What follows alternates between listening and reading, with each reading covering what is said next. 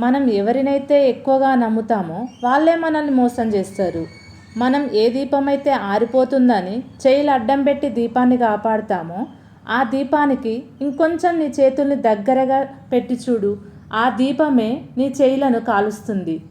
అలాగే మనం ఎవరినైతే ఎక్కువగా ప్రేమిస్తామో, ఎవరి పట్ల ఎక్కువగా ఆప్యాయతను చూపిస్తామో, ఎక్కువగా ఎవరిని కేర్ చేస్తామో, ఎక్కువగా ఎవరిని రక్షిస్తామో, మన యొక్క అతి ప్రేమనే వాళ్ళ యొక్క వక్రబుద్ధిని బయటపడేలా చేస్తుంది. మనల్ని ఈజీగా మోసం చేస్తారు, ఎందుకంటే మనం ఎక్కువగా నమ్మేశాం కదా. నిజమా కాదా నేస్తమా? సరే, ఈ విషయం పక్కన పెట్టేసేయండి. నేను ఈరోజు ఉల్లిగడ్డ పకోడీ చేస్తున్నానండి. అది ఎలాగో చూసేయండి. ముందుగా సన్నగా తరిగినటువంటి ఉల్లిపాయలు తీసుకున్నానండి.